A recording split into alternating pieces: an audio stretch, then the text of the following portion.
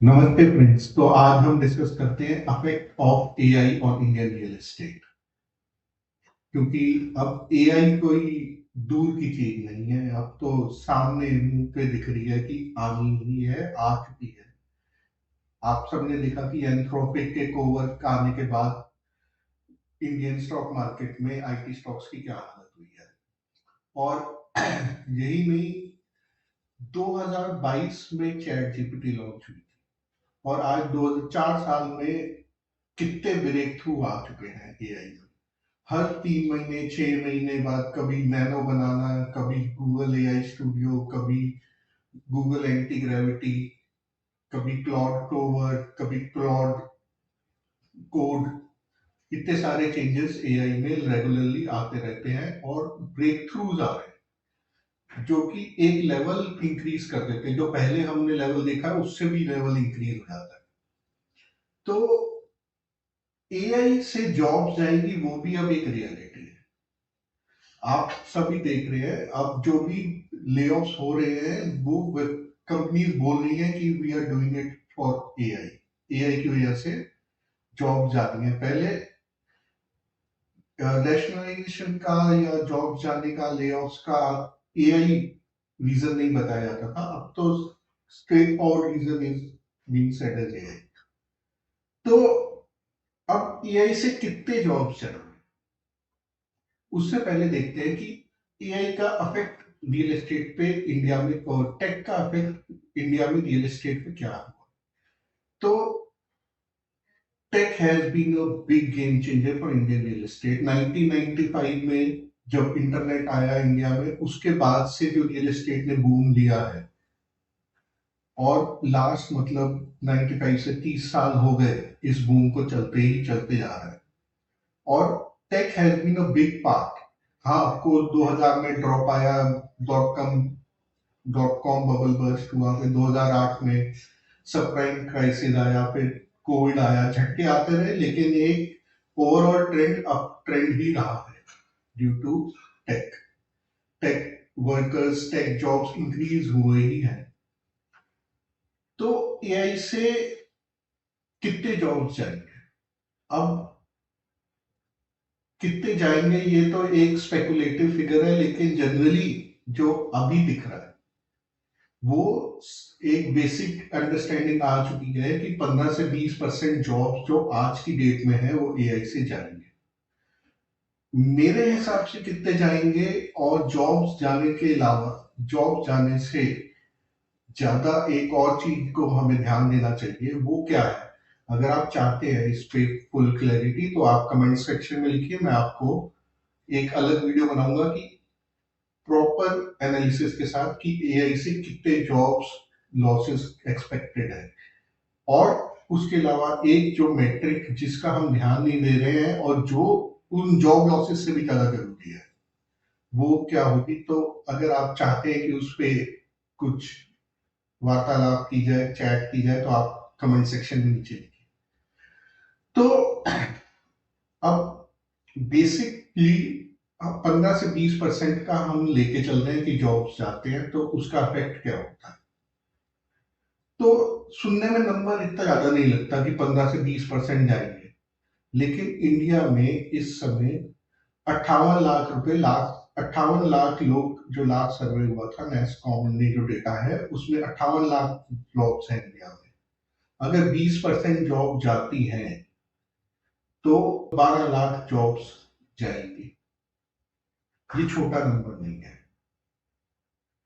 इसी को अगर हम किसी और जगह एक्सट्रापोलेट करते हैं, दिल्ली एनसीआर का देखते हैं, तो दिल्ली एनसीआर में डेटा नहीं है कोई, इतना आसान नहीं है डेटा मिलना कि कितने लोग हैं यहाँ पे एम्प्लॉयड आईटीएस में। लेकिन एक अंदाजे से 5-6 लाख का अंदाजा लोग लगाते हैं, 5 लाख लेके चलते हैं। तो अगर 5 लाख लोग हैं और उसमें से 20% लोगों की जॉब जाती है, तो 1 लाख लोगों की जॉब जाएगी।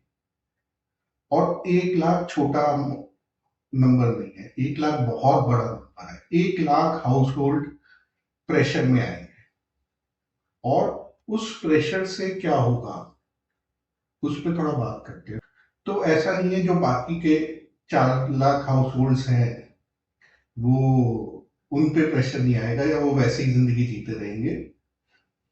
उन पे सैलरी इंक्रीज का प्रेशर, सब तरीके का प्रेशर आएगा, लेकिन उस पे भी अभी हम बात नहीं करते।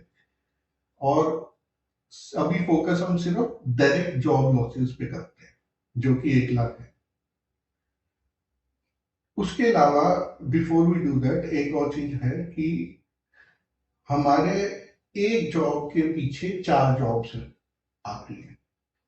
जब एक जॉब लगती है किसी की आईटी में, तो वो स्विगी भी करेगा, जोमेटो भी करेगा, उसके बाद वो आ, बाहर भी जाएगा, खाएगा भी, कार भी खरीदेगा। तो एक जॉब सिर्फ एक जॉब नहीं होती, एक जॉब से बहुत सारी इकोनॉमिक एक्टिविटी होती है जब एक जॉब इंडिया में आती है। तो उसको भी नहीं डिस्कस करते कि इनडायरेक्ट इफेक्ट क्या होगा। अगर सिर्फ डायरेक्ट डायरेक्ट इफेक्ट देखते हैं रियल एस्टेट पे, तो 1 लाख जॉब्स अगर जाती है, तो 1 लाख हाउस होल्ड्स प्रेशर में है। अब उसके अंदर हाउस होल्ड्स में हस्बैंड वाइफ दोनों काम करते हैं, एक काम करता है, वो अलग अलग कॉम्बिनेशंस परमुटेशंस हो सकते हैं। लेकिन इन 1 लाख ने कितने घर अंडर कंस्ट्रक्शन खरीद रखे होंगे, ये हमें देखना है। देखिए, इसमें कई लोग होंगे, अलग अलग तरीके से होंगे, इसको डीप डाइव करते हैं, कई एंगल से डीप डाइव करके देखते हैं कि इसका इफेक्ट क्या होगा। 1 लाख लोग हैं, वो अपने घर में भी रह सकते हैं, रेंटेड घर में भी हो सकते हैं, और ऐसा भी हो सकता है कि वो उन्होंने कोई अंडर कंस्ट्रक्शन प्रॉपर्टी ले रखी। तो अंडर कंस्ट्रक्शन प्रॉपर्टी 1 लाख में जो अपने घर में रह रहे हैं उनने भी ले हो सकती है। तो जितने लोगों ने इनमें से अंडर कंस्ट्रक्शन ले रखी है, वो उसको निकालना चाहेंगे, क्योंकि एडिशनल कैपिटल बाद में और ऐड होना है उसमें। सपोज हमने 10%, 20%, 40% पेमेंट कर दी, अभी 60% पेमेंट होनी है, उस 60% की ईएमआई भी आनी है। तो एडिशनल लायबिलिटी जब कोई जॉब जाती है, कोई लेना नहीं चाहता। तो जो अंडर कंस्ट्रक्शन प्रॉपर्टीज बिकी हैं पीछे, और जिसमें लोगों ने पैसा लगा रखा है, वो लोग चाहेंगे कि इस लायबिलिटी को खत्म किया जाए, जो आगे की ईएमआई इनकी इंक्रीज हो रही है। और एक और कई चीजें हैं इसके अंदर, कई फैक्टर्स हैं। अगर जॉब लॉसेस ज्यादा हुए, तो बैंक भी डिसबर्समेंट में प्रॉब्लम कर सकते हैं। बैंक भी, अगर उन्होंने आपको सैंक्शन कर दिया 1 करोड़ का लोन, आपने 20 लाख ले लिए उस लोन में से, और अभी 80 लाख आ गए और आपकी जॉब चली जाती है, और बैंक देखते हैं कि मार्केट में बहुत जॉब लॉसेस हो रहे हैं, तो डिसबर्समेंट से पहले आपकी सैलरी स्लिप मांग सकते हैं। और अगर आपके पास नहीं होगी तो डिसबर्समेंट को मना कर सकते हैं। कोई ऐसी लीगल लाइबिलिटी नहीं है बैंक के ऊपर कि उन्होंने डिसबर्समेंट देनी ही देनी है, ये एस्पेक्ट की कोई बात नहीं कर रहा। तो वहां पे एक प्रेशर क्रिएट होगा। अगर हम मानते हैं कि इन 1 लाख जो लोग हैं उनमें से सपोज 30% ने घर ले रखे हैं या 20% ने ले रखे हैं, तो 20,000 यूनिट ऐसे हैं जो कि वापस सेल के लिए आ सकते हैं। कई तो ऐसे भी आ सकते हैं जो कि रेडी टू मूव इन वाले हैं, किसी ने इन्वेस्टमेंट के लिए ले रखा है, ईएमआई चल रही है, रेडी टू मूव इन, घर मिल चुका है, अभी रेंटल कम है, ईएमआई ज्यादा है, तो ऑफकोर्स वो लाइबिलिटी सब लोग कम करना चाहेंगे। किसी ने एंड यूज के लिए ले रखा है, वहां पे इफेक्ट कम आएगा। लेकिन एंड यूज में जहां पे अंडर कंस्ट्रक्शन है वहां पे इफेक्ट आएगा, जहां रेडी टू मूव इन है वहां पे इफेक्ट कम आएगा। ठीक है, अब डिस्कस बात करते हैं रेंटल्स की। जब एक इंसान, सपोज जिसकी जॉब गई है, वो रेंट पे रहता है, वो रेंट भी एकदम से छोड़ के तो नहीं भाग रहा, लेकिन वो किसी तरीके से पे कर रहा है।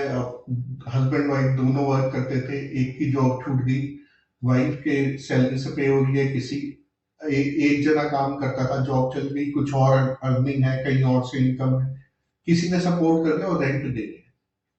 लेकिन जब लैंडलॉर्ड आएगा रिन्यूअल के टाइम पे कि रेंट बढ़ा, वो बढ़ाने में बहुत मुश्किल होगी।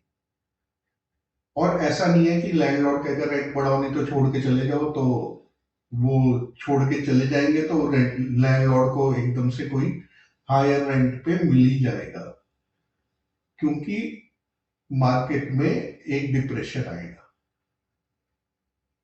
ठीक है, तो हमें ओवरऑल देखना है मार्केट को, ये नहीं कि हमारे कितने नए लॉन्च हो रहे हैं वो बिकेंगे कि नहीं बिकेंगे। एंड यूजर डिमांड मार्केट में हमेशा रहती है, लेकिन इन्वेस्टर डिमांड पे इफेक्ट पड़ेगा। और